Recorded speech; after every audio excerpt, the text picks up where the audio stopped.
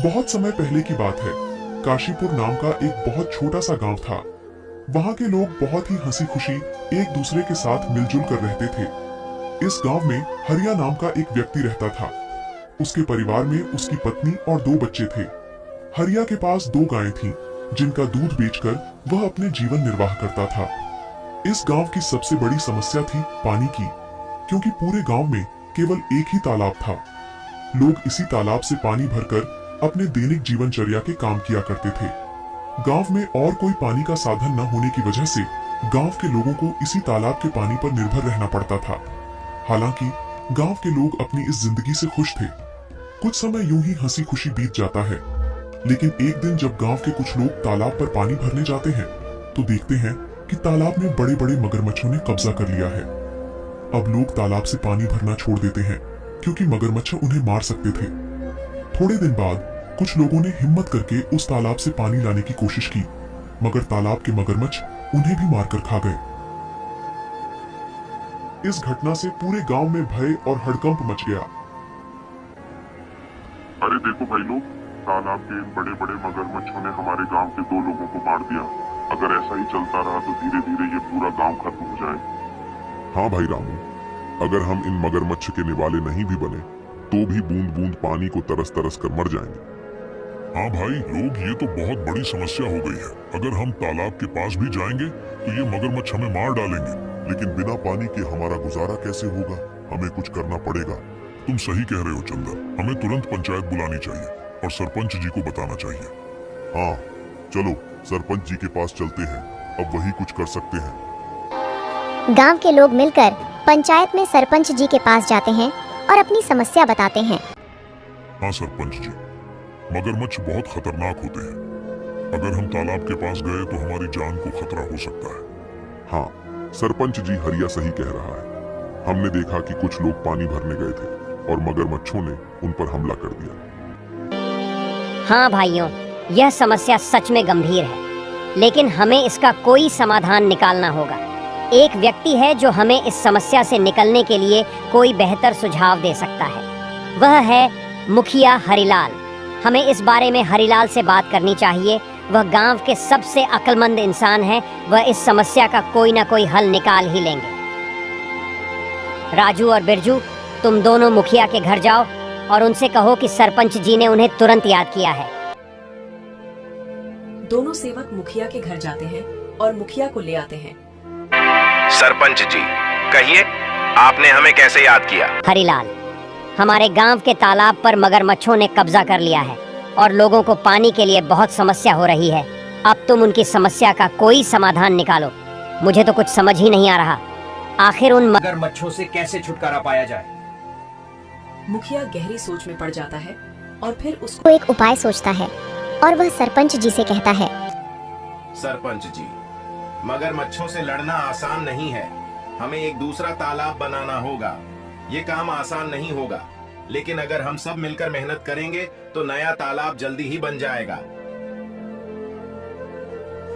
मुखिया जी, आप बिल्कुल सही कह रहे हैं।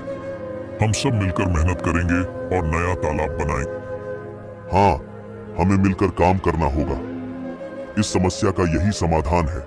चलो फिर कल से ही हम नया तालाब खोदने का काम शुरू करते हैं। सभी गांव वाले मिलकर काम करेंगे और पानी की समस्या से जल्द ही निजात पाएंगे। गांव वाले मुखिया जी के सुझाव से सहमत होते हैं और अगले दिन से ही तालाब खोदने का काम शुरू कर देते हैं। कुछ ही दिनों की मेहनत और मशक्कत के बाद आखिरकार गांव के लोगों ने मिलकर एक बहुत ही गहरा तालाब खोद लिया।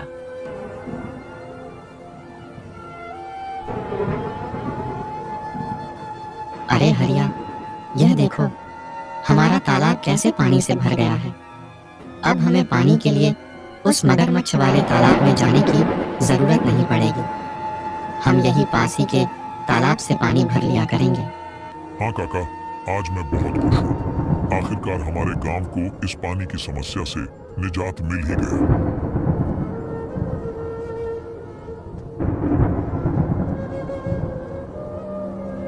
ऐसे ही कुछ दिन हंसी खुशी बीत जाते हैं। गांव के लोग तालाब के होने से बहुत खुश थे, लेकिन एक दिन गांव के लोगों की खुशी को जैसे किसी की नजर ही लग गई।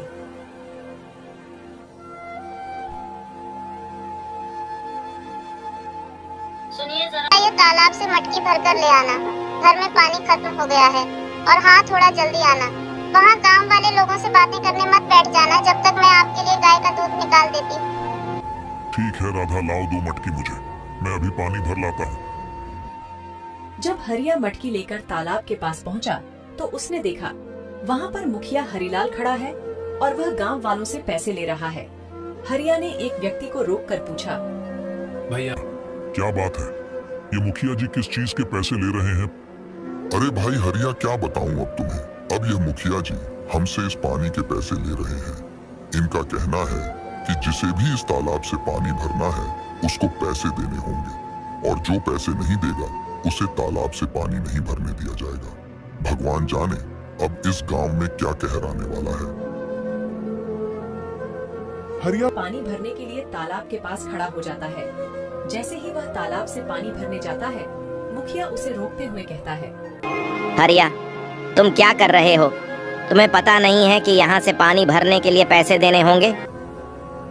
लेकिन यह तो गांव का तालाब है, यहाँ पानी भरने के लिए पैसे क्यों देने पड़ेंगे? यह नियम अब बदल गया है। यहाँ से पानी भरने के लिए हर किसी को पैसे देने होंगे। ये तो सरासर अन्याय है।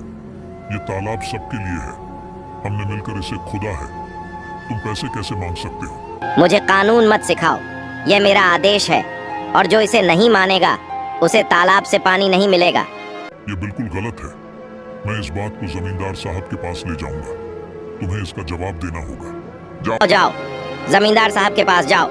लेकिन तुमने इस बारे में जमींदार के सामने अपना मुंह भी खोला तो तुम्हें और तुम्हारे परिवार को इसके गंभीर परिणाम भुगतने पड़ सकते हैं। मेरी शिकायत करने से पहले एक बार अपने परिवार के बारे में भी सोच लेना। हरिलाल से पंगा लेना तुम्हारे परिवार पर भारी पड़ सकता है।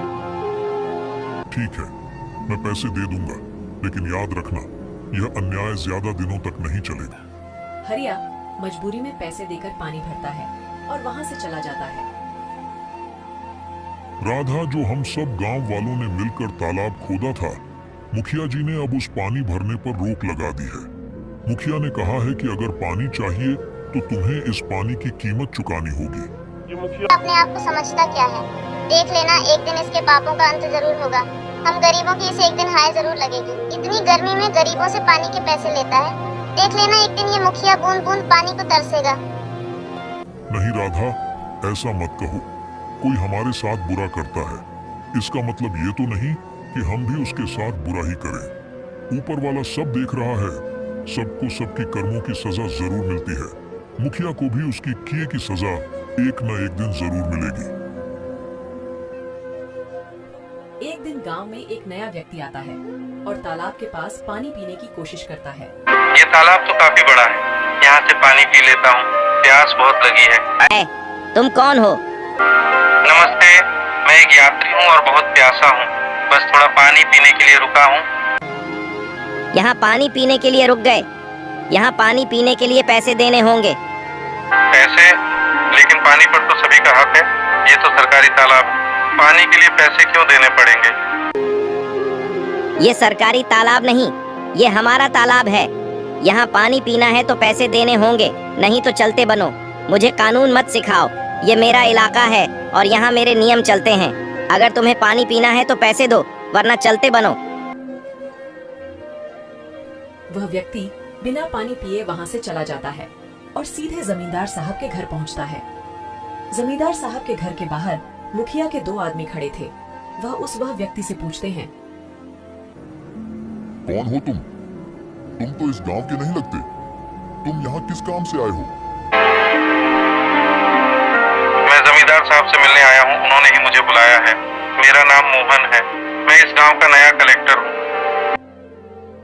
यह सुनकर वह दोनों आदमी उस व्यक्ति को अंदर जाने देते हैं। नमस्ते जमींदार जी, मैं इस जिले का नया कलेक्टर हूँ। मेरा नाम मोहन है।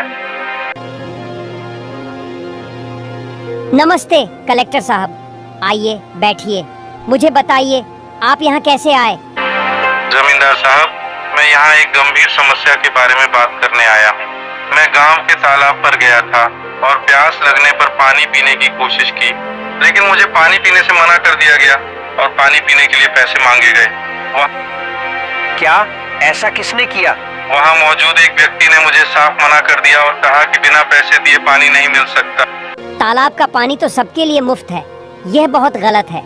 मुझे माफ कीजिए कलेक्टर साहब, मैं तुरंत इस मामले की जांच करूंगा।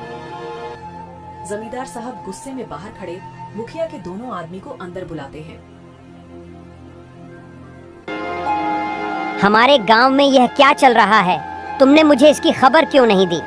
मैंने तुम दोनों को किस लिए काम के लिए रखा है?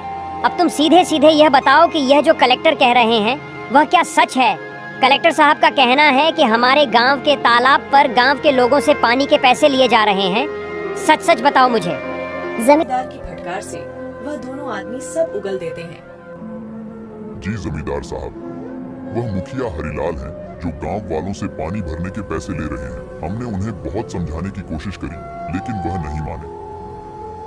उस मुखिया हरिलाल की इतनी हिम्मत, उसने मेरे पीठ पीछे गांव वालों के साथ ऐसा व्यवहार किया।